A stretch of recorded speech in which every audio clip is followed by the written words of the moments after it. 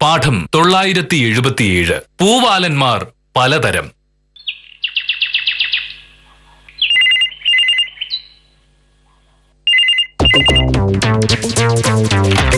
Hello, സത്യപാല, ഇതെന്താ രാവിലെ?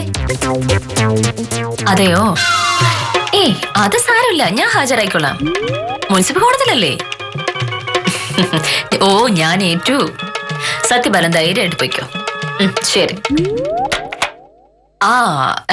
സത്യപാലനായിരുന്നു വിളിച്ചത്. സത്യപാലന്റെ അമ്മായച്ചന് നല്ല സുഖമില്ലാന്ന്. ഇന്ന് മുനിസിപ്പൽ കോടതിയിൽ സത്യപാലൻ ഒരു കേസുണ്ടേ. എന്നോടൊന്ന് ഹാജരാവാൻ പറ്റുമെന്ന് അറിയാനാ വിളിച്ചത്. ഈ സത്യപാലൻ വക്കീലിന് കേസൊക്കെ ഉണ്ടല്ലേ?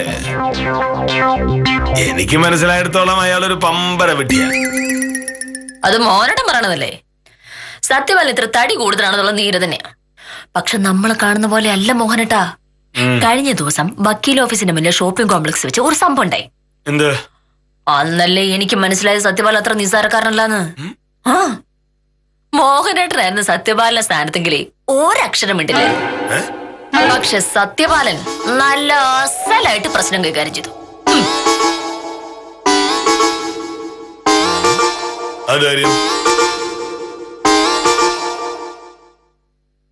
ഈ സത്യപാലൻ എന്താണ് കാര്യം ചെയ്ത നീ പറയുന്നത്? അതെന്തിനാ മോഹനേട്ടൻ അറിയണേ? നീ പറ, കാര്യം എന്താണെന്ന് അറിയണല്ലോ. മിനിങ്ങാന്ന് ഞങ്ങളുടെ ഓഫീസിലെ ക്ലർക്ക് പാർവതി ഷോപ്പിംഗ് കോംപ്ലക്സ് എന്തോ വാങ്ങാനായിട്ട് ചെന്നതാ. ഒരു സംഘം പൂവാലന്മാര് അവിടെ ചുറ്റിത്തിരിഞ്ഞ് നടക്കുന്നുണ്ടായിരുന്നു. പാർവതിയെ കണ്ടപാടെ അവന്മാര് അവളുടെ പുറകെ കൂടി. പാവം പാർവതി, അവളാകെ പേടിച്ചുപോയി. എന്താ ചെയ്യാൻ പറ്റുക എന്ന് ആലോചിച്ച് തുടങ്ങിയപ്പോഴേക്കും അവന്മാർ ഓരോരോ ഡയലോഗ് അടിച്ചു തുടങ്ങി. ആ നേരത്താണ് കൃത്യം സത്യപാലൻ അങ്ങോട്ട് ചെല്ലുന്നത്. സംഗതി വഷളാണെന്ന് മനസ്സിലായപ്പോ നേരെ അവന്മാരുടെ അടുത്ത് ചെന്ന് സത്യപാലൻ 4 ഡയലോഗ്. അവന്മാര് കുറെ പേരുണ്ടായിരുന്നല്ലോ. അതിന്റെ ധൈര്യത്തിൽ അവന്മാര് സത്യപാലന് ചുറ്റും കൂടി. സത്യപാലനോ ഒട്ടും വിട്ടുകൊടുത്തില്ല. കൂട്ടത്തിൽ തണ്ടും തടിയുള്ള ഒരുത്തന്റെ കഴുത്തിന് കയറി ഒരൊറ്റപ്പെടുത്തം. പിന്നെ അടിപൊളി 4 ഡയലോഗും. ആ നേരത്താണ് ഞാൻ അങ്ങോട്ട് ചെല്ലുന്നതേ.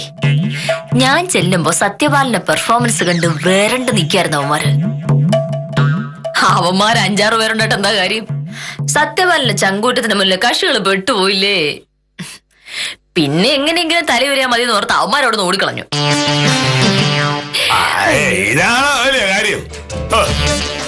ഇതെന്താ തീരെ ചെറിയ കാര്യമാണോ മോഹനേട്ടാ? വില്ലേജ് ഓഫീസിലിരുന്ന് കരതീർത്ത് രസീത് കൊടുക്കുന്ന പോലെ അല്ല ഇത്. 6 പേരെ ഒറ്റയ്ക്ക് നേരിടണമെങ്കിൽ ചിലർ ധൈര്യം മതിയോ? സത്യപാലൻ സ്ഥാനത്ത് മോഹനേട്ടനായിരുന്നു. ഒരക്ഷരമെങ്കിലും വിട്ടുമായിരുന്നോ? എനിക്കറിയാത്ത ആള് വല്ലോണോ ഈ സാറ്? മോഹനേട്ടനെ സത്യപാലനെ കണ്ടുപിടിക്കണം. ഉത്തമനാണല്ലോ. പുതിയ കേസ് വല്ലതാണോ എന്തോ? നമസ്കാരം വക്കീലെ. ഒരു അത്യാവശ്യ കാര്യം ഉണ്ടായിരുന്നു. നമ്മുടെ പുത്തമ്പരക്കൽ തോമസ് കുട്ടിയെ പോലീസ് പിടിച്ചോണ്ടുപോയി. 10 മണിക്ക് മുമ്പ് സ്റ്റേഷനിൽ ചെന്ന് ജാമ്യം എടുത്തില്ല എന്നുണ്ടെങ്കിൽ അവര് കോടതി കൊണ്ടുവന്നാണ് പറഞ്ഞത്. എന്താ ഉത്തമ കാര്യം? സംഗതി പറഞ്ഞു വരുമ്പോ കള്ളക്കേസാണ്. അരവിന്ദാക്ഷൻ ചേട്ടനുമായി അതിർത്തിയുടെ കാര്യം പറഞ്ഞ് തോമസ് കുട്ടി തർക്കത്തിലായിരുന്നു നേരത്തെ. ആ കേസ് തുടങ്ങിയിട്ട് കാലം കുറെ ആയി. അന്ന് മുതൽ കിട്ടുന്ന അവസരത്തിലൊക്കെ തോമസ് കുട്ടിയെ ഉപദ്രവിക്കാൻ ശ്രമിക്കുകയാണ് ഈ അരവിന്ദാക്ഷൻ ചേട്ടൻ. ഇന്നലെ തോമസ് കുട്ടിയുടെ അനിയത്തി അരവിന്ദാക്ഷൻ ചേട്ടന്റെ കടയുടെ മുമ്പിലൂടെ പോയപ്പോ അങ്ങേരെ എന്തോ പറഞ്ഞ് കളിയാക്കി. ആ പെണ്ണാണെങ്കിൽ കരഞ്ഞും കൊണ്ട് വീട്ടിൽ ചെന്നപ്പോ തോമസ് കുട്ടി ചോദിച്ചു, എന്താടി കാര്യം എന്ന്. അവള് കാര്യം പറഞ്ഞപ്പോ തോമസ് കുട്ടിയുടെ സ്വഭാവം മാറി. നേരെ ചെന്ന് അരവിന്ദാക്ഷൻ ചേട്ടന്റെ കടയുടെ മുമ്പിൽ ചെന്നിട്ട് ഇങ്ങോട്ട് പിടിച്ചിറക്കി ഒരു 4 എണ്ണം അങ്ങ് പറഞ്ഞു. സംഗതി നാട്ടുകാരുടെ മുമ്പിൽ വെച്ച് ആയതുകൊണ്ട് അരവിന്ദാക്ഷൻ ചേട്ടനെതിരെ നാണക്കേടുണ്ടായി. ഈ തോമസ് കുട്ടി തല്ലിയെന്നും പറഞ്ഞുകൊണ്ട് അരവിന്ദാക്ഷൻ ചേട്ടൻ പോലീസ് സ്റ്റേഷനിൽ കൊണ്ടുപോയി കേസ് കൊടുത്തു. ഈ SI വിക്രമൻ സാറിനെ അരവിന്ദാക്ഷൻ ചേട്ടനുമായിട്ട് ചില്ലറ ഇടപാടുകളൊക്കെ ഉണ്ട്. അതുകൊണ്ട് SI വന്ന് തോമസ് കുട്ടി പിടിച്ചോണ്ട് പോവുകയും ചെയ്തു. അത് കൊള്ളാലോ. അനിയത്തോട് അനാവശ്യം പറഞ്ഞ ഒരാളോട് അതിനെപ്പറ്റി ചോദിച്ചാണോ ഇപ്പൊ ഇത്ര വലിയ കുറ്റം? ഇത് ഞാൻ ശരിയാക്കി തരാം ഉത്തമ. 15 മിനിറ്റിനുള്ളിൽ തോമസ് കുട്ടിയെ പോലീസുകാർ വിട്ടിരിക്കും. അതിന് വക്കീലും വേണ്ട, ജാമ്യവും വേണ്ട. ജാമ്യമില്ലാതെ അങ്ങനെ വക്കീലേ? അതൊക്കെ ഉത്തമ കണ്ടോ? ഉത്തമന് തോമസ് കുട്ടി കേസില്ലാതെ പുറത്തിറങ്ങിയ പോരെ? അത് മതി, അത് മതി, അത് മതി. അപ്പൊ പിന്നെ ധൈര്യമായിട്ട് പോയിക്കോ. ഈ കേസ് ഞാൻ ഏറ്റു. വലിയ ഉപകാരം വക്കീലെ. ശരി എന്നാ.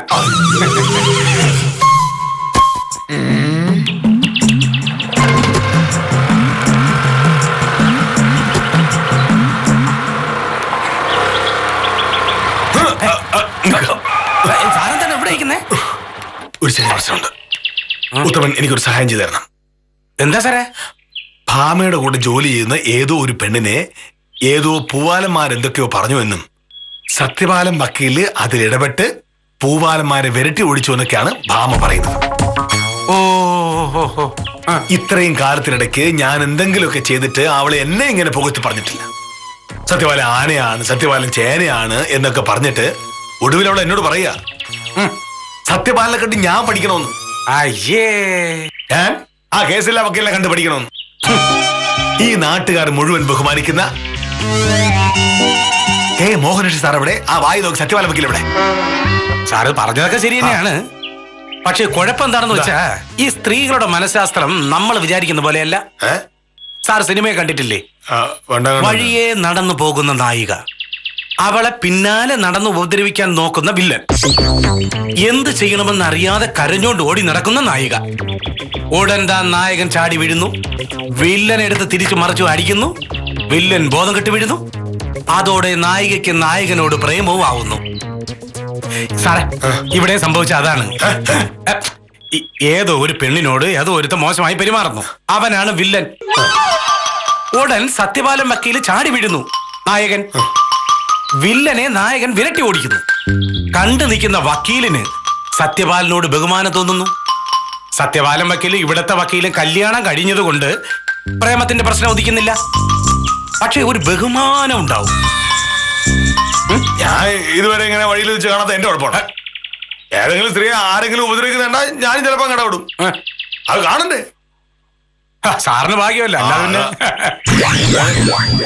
ഒരു കാര്യം ചെയ്യേ, ഞാൻ കെ മോഹനേഷ് സാറ് അങ്ങനെ ഒരു സംഭവം വഴിയിൽ വെച്ച് കണ്ടു എന്നും ഉടനെ സാർ ഇടപെട്ട് പൂവാലന്മാരെ പേടിപ്പിച്ചു എന്നും ഉത്തമൻ ഭാമയോട് പറയണം. സാറ് പൂവാലന്മാരെ പേടിപ്പിച്ചെന്ന് ഞാൻ വക്കീലിനോട് പറയണം. പിന്നല്ലാതെ ഞാൻ പറഞ്ഞ അവള് ചിലപ്പോ വിശ്വസിക്കില്ല. ഉത്തമൻ പറയുമ്പോ ഉറപ്പായിട്ട് വിശ്വസിക്കും. പക്ഷെ ഞാൻ ചെന്ന് എങ്ങനെയാണ് പറയേണ്ടത്?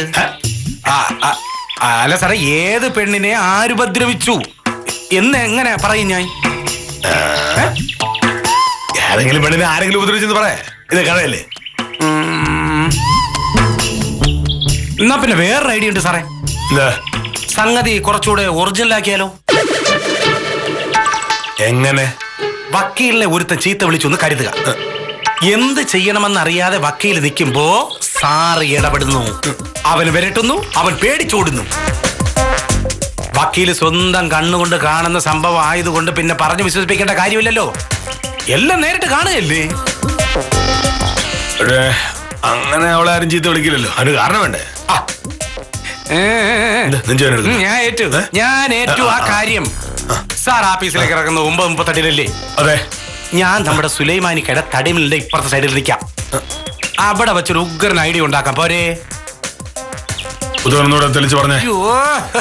അതൊക്കെ പറയാം. സാറ് പെട്ടെന്ന് പോയി റെഡിയാ. കൃത്യം 9:45 ഞാൻ അവിടെ ഉണ്ടാവും. ബാക്കി കാര്യം ഞാൻ ഏറ്റു സാറേ.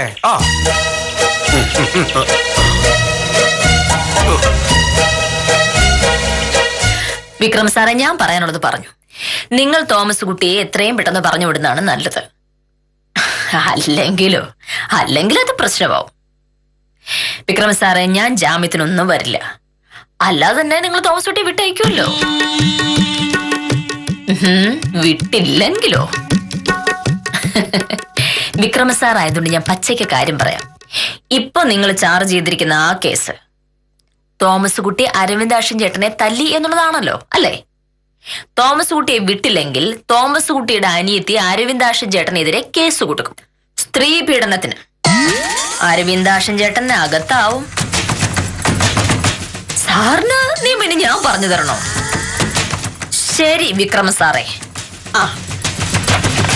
നീ എന്താ വിക്രം സാറിനെ കുറിച്ച് പേടിപ്പിക്കുന്നത്? പേടിക്കണമല്ലോ. അനീത്തിയോട് മോശമായിട്ട് പെരുമാറിയ ഒരാളെ ചേട്ടൻ തല്ലിയതിൽ എന്താ മോഹനയുടെ എത്ര തെറ്റ്? മോഹനേട്ടാ, സ്ത്രീകൾക്കൊരു പ്രശ്നം ഉണ്ടാവുമ്പോ അവരെ സംരക്ഷിക്കുന്നവരാണ് യഥാർത്ഥ ആണുങ്ങൾ. ഞാൻ നേരത്തെ സത്യപാലന്റെ കാര്യം പറഞ്ഞില്ലേ, ആണുങ്ങൾ അങ്ങനെയാ വേണ്ടത്. ഞാൻ സത്യപാലനേക്കാൾ ഭയങ്കരനാണെന്ന് നീ അറിയാൻ പോകുന്നതേ ഉള്ളൂ.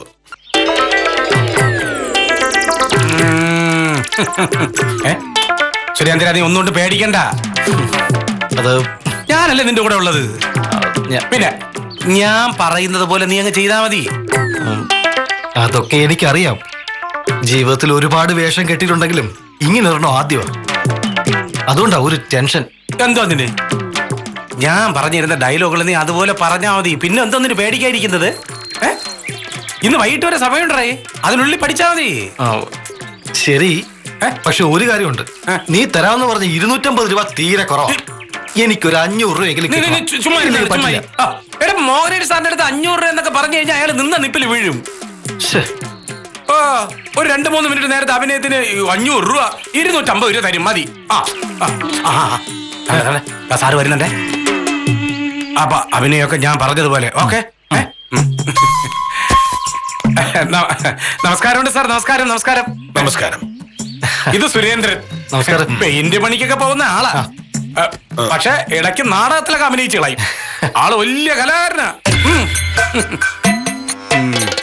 പിന്നെ സാറേ, വൈകിട്ടൊരു 5:30 ആവുമ്പോ സുരേന്ദ്രൻ സാറിന്റെ വീട്ടിലോട്ട് വരും. കോളിംഗ് ബെൽ കേട്ട് ഇറങ്ങി വരുന്നത് വക്കീലായിരിക്കണം. വക്കീലിനെ കാണുമ്പോ സുരേന്ദ്രൻ വഴക്കുണ്ടാക്കി തുടങ്ങും. വഴക്കുണ്ടാക്കാൻ ഒരു കാരണം വേണ്ടേ? അതൊക്കെ ഞാൻ ശരിയാക്കിയിട്ടുണ്ട് സാറേ. ഓ, കഴിഞ്ഞ ആഴ്ച തെക്കേലെ ദാസപ്പന്റെ കേസ് വാദിച്ച വക്കീൽ ജയിച്ചില്ലേ? അതിലെ എതിർകക്ഷി മുരളിയുടെ അനിയനാണ് ഈ നിൽക്കുന്ന സുരേന്ദ്രൻ എന്ന് പറയും. ഓ, ചേട്ടനെ തോപ്പിച്ചതിന് അനിയൻ പകരം വീട്ടാൻ വന്നാണെന്ന് പറയും. അതെങ്ങനെയുണ്ട്? അത് കുഴപ്പമില്ല സാറേ. ആദ്യമൊക്കെ മാന്യമായിട്ട് വഴക്കുണ്ടാക്കും, പിന്നെ എന്തെങ്കിലുമൊക്കെ വായി തോന്നി അങ്ങ് പറഞ്ഞോണം. സാറിതെല്ലാം ഒളിച്ചെന്ന് കേൾക്കുകയായിരിക്കുമല്ലോ. ഒരു പ്രത്യേക സമയത്തുമ്പോ സാറിത പുലിമുരുകനെ പോലെ ചാടി വീഴുന്നു. മനസ്സിലായോ? സാറ് നായകൻ, വക്കീല് നായിക, സുരേന്ദ്രൻ വില്ലൻ. പിന്നെ നല്ല കാച്ചിക്കുറിക്ക് നല്ല 4-5 ഡയലോഗ് പറയണം. അതെങ്ങനെ? വടക്കൻ വീരഗാഥയിൽ മമ്മൂട്ടി പറയുന്ന പോലത്തെ ഡയലോഗ്. ഈ മമ്മൂട്ടി പോലെ എനിക്ക് ഭയങ്കര പാടാ. അയ്യോ, വേറെ ആരെങ്കിലും? നസീർ സാറിനെ പോലെയൊക്കെ. പക്ഷെ എനിക്കത് വലിയ വശമല്ല സാറേ, പറഞ്ഞു തരുന്നേ. സാറൊന്ന് കാണിര്. അയ്യോ, ഒന്നല്ലേ? ഓക്കെ ഓക്കെ, ഇത് മതി, ഇത് മതി. ഇതിൽ തന്നെ വക്കീൽ വീഴും. പിന്നെ ലാസ്റ്റിൽ ഒരു ഒറ്റ അലർച്ച. അതെങ്ങനെ? സുരേന്ദ്ര, ഇറങ്ങടാ, ഇറങ്ങ്. അയ്യോ, ഇനി ഒരു നിമിഷം എന്റെ മുറ്റത്ത് നിന്നെ കണ്ടാൽ നിന്റെ പൊടി പോലും കാണില്ലെന്ന്. അതോടെ സുരേന്ദ്രൻ പേടിച്ചോടും. വക്കീൽ ആശ്വാസത്തോടെ സാറിന്റെ അടുത്തേക്ക് വരുമ്പോ സാറ് പറയണം, ഇത് എവിടെ ഇരിക്കണം. വക്കീലെ ആശ്വാസത്തോടു കൂടി സാറിന്റെ അടുത്തേക്ക് വരുമ്പം സാറ് പറയണം, കെ മോഹനേഷ് സാറിന്റെ ഒരു മുഖം മാത്രമേ ഈ നാട്ടുകാർ കണ്ടിട്ടുള്ളൂ. നിങ്ങൾക്കാർക്കും അറിയാത്ത മറ്റൊരു മുഖം കൂടി എനിക്കുണ്ട് എന്ന്. മുഖം? അയ്യോ എന്റെ സാറേ, ഇത് വെറും ഡയലോഗല്ലേ. ഈ ഡയലോഗ് പറയുമ്പോ അർത്ഥവും ലോജിക്കൊന്നും നോക്കിയിട്ട് കാര്യമില്ല. സാർ ഇത് പറയുന്നതോടുകൂടി വക്കീല് ക്ലോസ്. ക്ലോസ് എന്ന് പറഞ്ഞാൽ വക്കീൽ വീണു. ഓ എന്റെ അമ്മ, വക്കീല് സാറിന്റെ വലയിൽ വീണൂന്ന് മനസ്സിലായോ? അതെ, വീട്ടിൽ വെച്ച് തന്നെ വേണോ? വഴിയിൽ വെച്ചല്ലോ? അതാകുമ്പോ വാമ കുറച്ചുകൂടെ വിശ്വസിക്കും. ഇല്ലെന്ന് ചുമ്മാരി. വഴി നടക്കി കയ്യിൽ നിന്ന് പോവും. ചിലപ്പോ നാട്ടുകാരെല്ലാം കൂടെ കയറി ഇടപെടും. നാട്ടുകാർ ഇടപെട്ട് കഴിഞ്ഞാൽ കളി കാര്യാവും. ഇവ നന്നായി വാങ്ങുകയും ചെയ്യും. പിന്നെ വീട്ടിലാവുമ്പോഴേ സാറും വക്കീലും സുരേന്ദ്രനും 3 പേര് മാത്രമേ കാണൂ. അത് മതി. ഇനി പറയാനുള്ള ഡയലോഗുകളെല്ലാം ഞാൻ പറഞ്ഞുതരാം. സാറ് പുലിമുരുകനെ പോലെ ചാടി വിഴുന്നത് കൃത്യസമയത്തായിരിക്കണം. ആക്ഷൻ മറക്കല്ലേ. പിന്നെ ഇത്തരം കാര്യങ്ങളിൽ പ്ലാനിങ് ആണ് പ്രധാനം.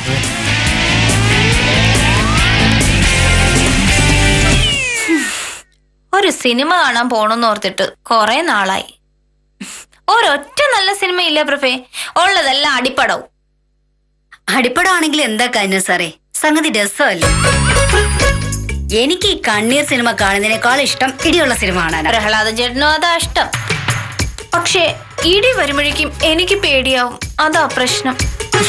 എന്റെ കാഞ്ഞന സാറേ, ഇപ്പോഴത്തെ പടത്തിലെ ഇടിയൊന്നും അല്ല ഇടി, അതൊക്കെ പണ്ടത്തെ പടത്തിലെ നസീറിന്റെ ഇടിയാ. നസീർ വന്നിറങ്ങിയ പിന്നെ തിയേറ്ററിൽ ആകെ ഒരു പുകില. പടം ഏതാണെന്ന് എനിക്ക് ഓർമ്മയില്ല, ഞാൻ ടി വിയിലാ കണ്ടേ, കാശ് കൊടുക്കണ്ടല്ലോ. നസീറിന്റെ സിനിമ തന്നെ. ഞാനും കെട്ടിയോളും കൂടെ ഇരുന്ന് കാണുമ്പോഴേ അതിലൊരു സീൻ, ഒരു പെണ്ണിനെ വഴിയിൽ തടഞ്ഞു നിർത്തി വില്ലൻ എന്തോ അനാവശ്യം പറയുന്നു. വഴക്കായി ബഹളമായി അവസാനം അവളെ കൈ കയറി പിടിച്ചതും നസീർ ഒരു വള്ളി തൂങ്ങിയ ഒരു വരവ, ആനവളത്തെ വാനം പാടിയെ പോലെ. വള്ളി അവിടെ ഇല്ല, മാവുണ്ട്. വള്ളി തൂങ്ങി കൃത്യം വന്ന് ഇറങ്ങിയതോ വില്ലന്റെ മുമ്പിൽ. പിന്നെ ഇടിയോടിടി എന്ന് പറഞ്ഞ ഭയങ്കര ഇടി, ഒരു റിബേറ്റും ഇല്ല നസീറിന്. ആ സീൻ കണ്ടു കഴിഞ്ഞപ്പോഴേ എന്റെ കെട്ടിയോൾ എന്നോട് പറയാ, ആണുങ്ങൾ അങ്ങനെയാണ് എന്ന് പറഞ്ഞിട്ട് എന്തോ കാര്യം. എനിക്ക് വള്ളി തൂങ്ങി പറക്കാനോ ഒന്നും അറിയില്ലല്ലോ, നമ്മൾ ആവശ്യം പോലെ ഇടി വാങ്ങിച്ചിട്ടല്ലേ ഉള്ളൂ. പക്ഷെ എനിക്കറിയാം. നമസ്കാരം സാർ. ഞങ്ങള് വെറുതെ ഒരു സിനിമയുടെ കഥ പറഞ്ഞോണ്ടിരിക്കുകയായിരുന്നു. സിനിമ കഥയൊക്കെ പറഞ്ഞാൽ മതി, ജോലി ചെയ്യ്. ഓ,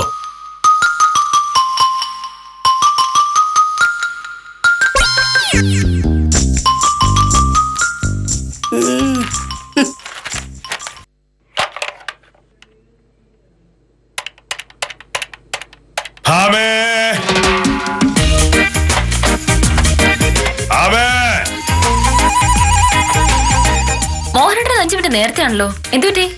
ഞാൻ ഇന്ന് കുറച്ച് വേഗത്തിൽ നടന്നു. അതെന്തിനാ? വേഗത്തിൽ നടക്കുന്നത് ആരോഗ്യത്തിന് നല്ലതാണ് എന്ന് ഞാൻ പത്രത്തിൽ വായിച്ചു. ആഹാ, അതിനിപ്പോ മോഹനേട്ടൻ ആരോഗ്യത്തിന് എന്താ കുഴപ്പം? കുഴപ്പമുണ്ടായിട്ടല്ല, കാലം വല്ലാത്ത കാലമല്ലേ. ഏതെങ്കിലും സാമൂഹ്യ ദ്രോഹികളുമായിട്ട് ഏറ്റുമുട്ടേണ്ടി വന്നാലോ? സാമൂഹ്യ ദ്രോഹി? ഏത് സാമൂഹ്യ ദ്രോഹി? ആദ്യം നീ പോയി വന്നായിരുന്നു നോക്ക്, ബാക്കിയൊക്കെ നമുക്ക് പിന്നെ സംസാരിക്കാം.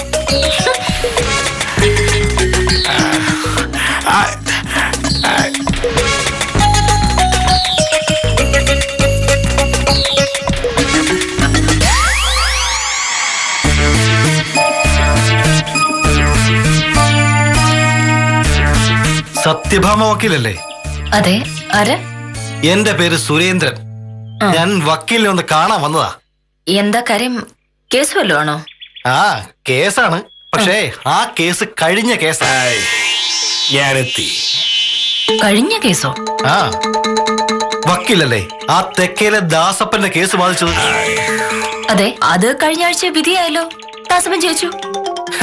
അത് തന്നെയാണ് പ്രശ്നം. ആ കേസിലെ എതിർകക്ഷിയായിരുന്ന മുരളിയെ വക്കീൽ ഓർമ്മയുണ്ടോ? കോടതിയിൽ വിസ്താരത്തിന് വന്നപ്പോ ഞാൻ കണ്ടിരുന്നു. എന്താ കാര്യം? ആ മുരളി എന്റെ ചേട്ടനാ. അതുകൊണ്ട് ഞങ്ങളുടെ അച്ഛനായിട്ട് മുരളി ചേട്ടന് കൊടുത്ത 34 സെന്റിൽ 2 സെന്റാണ് ദാസപ്പൻ കയ്യേറിയത്.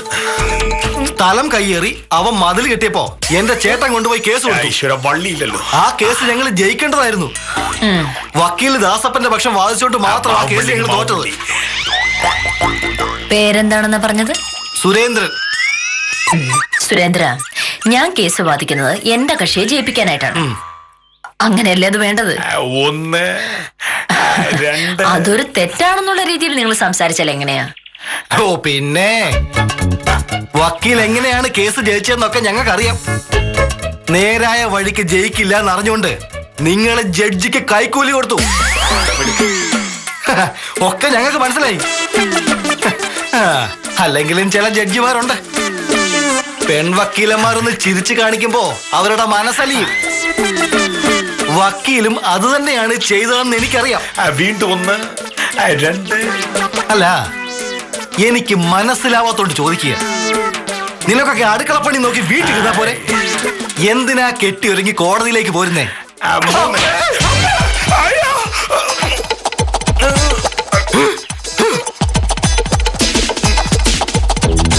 ഇപ്പി പറഞ്ഞ ഒന്നുകൂടെ പറഞ്ഞേ കേക്കട്ടെ. ഏത്? ഇപ്പൊ പറഞ്ഞില്ലേ, അതൊന്നും കൂടെ പറയാൻ. പറഞ്ഞില്ലെങ്കിൽ അയ്യോ,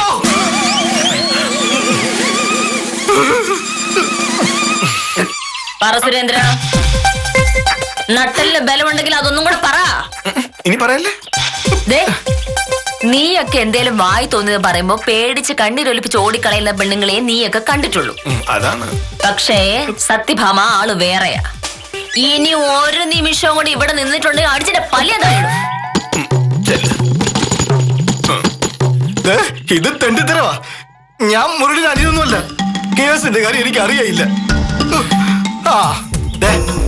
ഞാനില്ല. ആ നിൽക്കുന്ന നിങ്ങളുടെ ഭർത്താവാണ് എന്നെ ഇവിടെ വിളിച്ചു വരുത്തിയത്. അയ്യോ,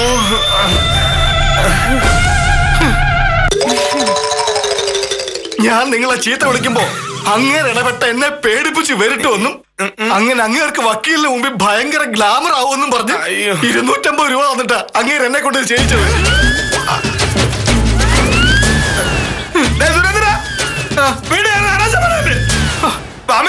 ഇയാള് പറഞ്ഞത് നുണയാ. അയ്യോ സാറേ, ഇങ്ങനെ നോക്ക്. തല്ല് കൊള്ളുന്ന പരിപാടിയാണെന്ന് എന്നോട് പറഞ്ഞിട്ടില്ലല്ലോ. ഈ തല്ലിന്റെയും കൂടെ കൂട്ടി എനിക്ക് 1000 രൂപ വേണം. ഇല്ലെങ്കിലേ ഞാൻ ഇവിടെ നിന്ന് നടന്നതൊക്കെ വിളിച്ചു പറയും. നാട്ടുകാരെ മുഴുവൻ സംഭവം അറിയും. സാറ് നാണം കെടും. അയ്യോ, ഉത്തമനോട് ഞാൻ പറഞ്ഞതാ. പക്ഷേ ഉത്തമൻ കാശ് തന്നില്ലെങ്കിൽ ഞാൻ ഇങ്ങോട്ട് തന്നെ വരും. നോക്കിക്കോ. അയ്യോ എന്ന് പറഞ്ഞ് ചാടി പോകണ്ടായിരുന്നു. കൈവിട്ട് പോയി. സാറേ, അയ്യോ, അവര് കരാട്ടെ വല്ലതും പഠിച്ചിട്ടുണ്ടോ മോനെ? കൈ നിവർത്തി ഒരെണ്ണം കിട്ടിയാലുണ്ടല്ലോ, നക്ഷത്രം എണ്ണിപ്പോവും. എന്റെ ദൈവമേ.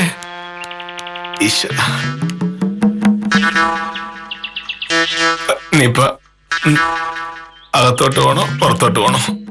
അകത്തോട്ട് എന്നെ പോവാ.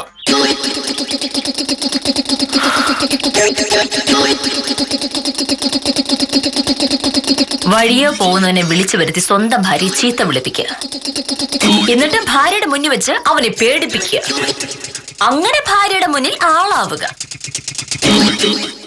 മോനേട്ടാ, ഒന്ന് ചോദിച്ചോട്ടെ, മോഹനേട്ടന്റെ തലയ്ക്ക് എന്തെങ്കിലും കുഴപ്പമുണ്ടോ? എല്ലാവരും കാരണം നീയാ. ഞാനോ? നീ വെറുതെ ആ തടിയൻ സത്യവാനെ പുകഴ്ത്തി പറഞ്ഞോണ്ടല്ലേ എനിക്ക് ഇങ്ങനെയൊക്കെ കാണിക്കണ്ടെന്ന്. അതായിരുന്നോ കാര്യം? മോഹനേട്ടൻ ആള് കൊള്ളാലോ. ഈ ബുദ്ധി എന്റെ ഒന്നുമല്ല, ഉത്തമൻ പറഞ്ഞതാ.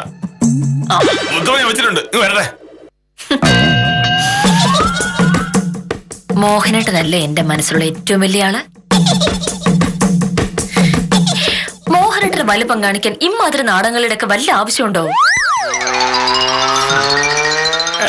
എന്നാ പിന്നെ ക്ഷമിച്ചിരിക്കുന്നു.